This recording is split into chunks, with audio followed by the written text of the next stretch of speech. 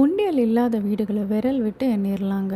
குழந்தைங்களுக்கு பேரண்ட்ஸோ, தாத்தா பாட்டியோ, அத்தை, மாமா, பெரியப்பா, பெரியம்மா, சித்தி, சித்தப்பா இப்படி யாராவது ஒருத்தவங்க ஏதோ ஒரு தருணத்தில் அவங்களுக்கு ஒரு உண்டியலை வாங்கி கொடுத்துருவோம்.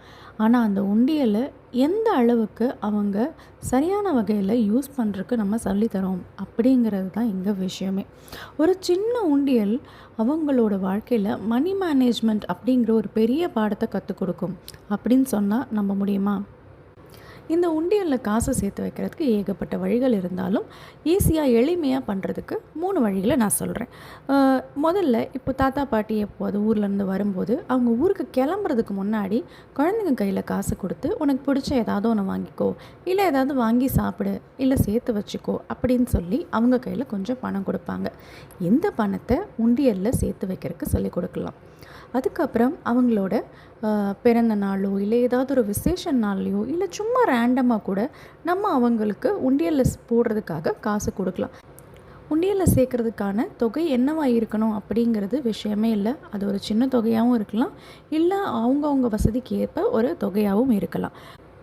3வது கொஞ்சம் வித்தியாசம். இப்போ விடுமுறை நாட்களில் ஒரு 10 வயசு 12 வயசு அப்படி அந்த வயசில் இருக்கிற பிள்ளைங்களுக்கு வீட்டில் இருக்கிற சின்ன சின்ன வேலைகளை நமக்கு உதவியாக செய்ய சொல்லலாம். உதாரணத்துக்கு அவங்களோட சைக்கிளை அவங்களே சுத்தம் செய்கிறது, வீட்டையோ வீட்டில் இருக்கிற தோட்டத்தையோ சுத்தம் செய்கிறதுல உதவி பண்ணுறது. இந்த மாதிரி அவங்களோட வயசுக்கு ஏற்ற அளவில் அவங்களுக்கு எந்தெந்த வேலைகள் செய்ய முடியுமோ அந்த மாதிரி சின்ன சின்ன உதவிகள் செய்ய சொல்லி அதுக்கு குட்டி குட்டியாக ரிவார்ட்ஸ் கொடுக்கலாம். ஸோ இந்த ரிவார்டுக்காக நம்ம கொடுக்குற அந்த அமௌண்ட்டையும் அவங்க அந்த உண்டியலில் சேர்த்து வைக்கலாம். இப்போ இந்த 3 வழியில் கொஞ்சம் கொஞ்சமாக அவங்க பணம் சேர்த்துட்டு வந்துட்டுருக்காங்க. இந்த பழக்கத்தை தொடர்ந்து செஞ்சுட்டு வரும்போது அவங்களுக்கு சேமிப்பு அப்படிங்கிறதோட முக்கியத்துவமும் அவசியமும் அவங்க கண்டிப்பாக கிராஜுவலாக கற்றுக்குவாங்க. இதை தொடர்ந்து செஞ்சிட்ருக்கும்போது ஒரு கட்டத்தில் உண்டியல் ஃபுல்லாகும் இல்லையா? அப்போ என்ன செய்யலாம்? அந்த உண்டியலில் இருக்க பணத்தை எல்லாம் எடுத்து நம்ம குழந்தைங்கள விட்டு அதை செக்ரிகேட் பண்ண சொல்லலாம். 5 ரூபா காயின் எவ்வளோ இருக்குது, 2 ரூபா காயின் எவ்வளோ இருக்குது, இல்லை 10 ரூபா நோட்டு, 20 ரூபா நோட்டு, 100 ரூபா அப்படின்னு சொல்லி தனித்தனியாக பிரிக்க சொல்லி அது எவ்வளோ இருக்குது அப்படின்னு கணக்கு பார்த்து இது ஒரு நோட்டில் எழுத சொல்லலாம். ஒரு கணிசமான ஒரு தொகை வந்ததுக்கப்புறம் அவங்க பேரில் பேங்க் அக்கௌண்ட் ஒன்று ஓப்பன் பண்ணி இந்த இந்த தொகை மொத்தத்தையும் அவங்களோட அக்கௌண்ட்டில் நம்ம டெபாசிட் பண்ணலாம். அப்படி செய்கிறதுனால குழந்தைங்களுக்கு அவங்க ஏதோ பெருசாக ஒரு விஷயம் அக்கம்ப்ளிஷ் பண்ண மாதிரி ஒரு ஃபீல் இருக்கும். அதனால் தொடர்ந்து இந்த சேமிப்பு அப்படிங்கிற பழக்கத்தை அவங்க எப்போவுமே கண்டினியூ பண்ணிகிட்டே இருப்பாங்க. ஒருவேளை நம்ம இந்த உண்டியலில் சேகரித்து வைக்கிற பழக்கத்தை அவங்களுக்கு சொல்லிக் கொடுக்கல அப்படின்னா என்ன பண்ணியிருந்திருப்பாங்க? ஒவ்வொரு முறை அவங்களுக்கு கிடைக்கக்கூடிய பணத்தையும் உடனே செலவு செஞ்சுருப்பாங்க. ஏதோ ஒரு சின்ன விஷயம் அது ரொம்ப அவசியம் இல்லையோ அதை வாங்குறதுல அதை செலவு பண்ணியிருப்பாங்க. அப்போ இந்த சேமிப்பு அப்படிங்கிறது மூலமாக ரொம்ப ஒரு முக்கியமான ஒரு விஷயம், அதாவது டிலேடு கிராட்டிஃபிகேஷன் அப்படிங்கிற அந்த ஒரு விஷயத்தை அவங்க கற்றுக்குறாங்க.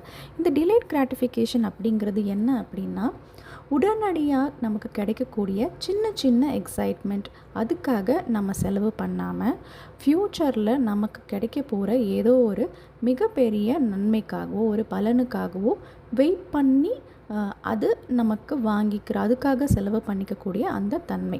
ஸோ அங்கே என்ன ஆகும்? அவங்களோட பேஷன்ஸ் க்ரோ ஆகும். ஒரு செல்ஃப் கண்ட்ரோல் இருக்கும். கையில் பைசா இருந்தாலும் அதை உடனே செலவு பண்ணலாமா பண்ணக்கூடாதா, வேணுமா வேண்டாமா அப்படின்னு அங்கே ஒரு செல்ஃப் கண்ட்ரோல் அவங்களுக்கு கிடைக்கும். இதில் இன்னொரு முக்கியமான விஷயம் நம்ம கவனிக்க வேண்டியது, அவங்க இது வரைக்கும் சேர்த்து வச்சுருக்கிற இந்த அமௌண்ட் அவங்களுக்கு வெறுமனே கிஃப்டாகவோ அன்பளிப்பாக மட்டுமே கிடைச்ச ஒரு அமௌண்ட் இல்லை இல்லையா? சின்ன சின்னதாக ஒரு சில உதவிகளோ வேலைகளோ செய்து அவங்களுக்கு கிடைச்ச ரிவார்டு அமௌண்ட்டை சேர்த்து வச்சுருக்காங்க. ஸோ அவங்க சின்னதாக ஏதோ ஒரு உழைச்சி சம்பாதிச்ச மாதிரி. அப்போ அவங்க போட்ட எஃபர்ட்டுக்கு கிடைச்ச ஒரு பலன் இல்லையா?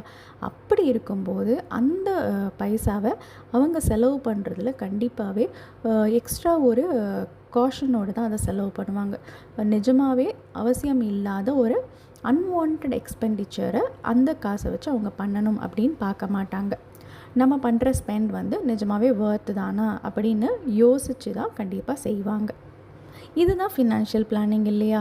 ஸோ அவங்க ஃபஸ்ட்டு சேமிக்கிற பழக்கத்த கற்றுக்கிட்டாங்க. அதுக்கப்புறம் இப்போ கொஞ்ச நாள் ஆகும்போது என்ன பண்ணுவாங்க, அவங்க வளரும்போது இப்போது ஒரு கணிசமான ஒரு தொகை இருக்குது அப்படின்னும்போது, இதை இன்னும் எப்படி மேலே மேலே பெருக்கலாம், இல்லைன்னா இதை வந்து நம்ம எங்கே முதலீடு செய்து பெருக்கலாம், என்ன வழிவகையில் இதை பெருக்கலாம் அப்படிங்கிற அந்த ஒரு பார்வையில், அது அந்த ஒரு கண்ணோட்டத்தில் அதை பார்ப்பாங்க தானே.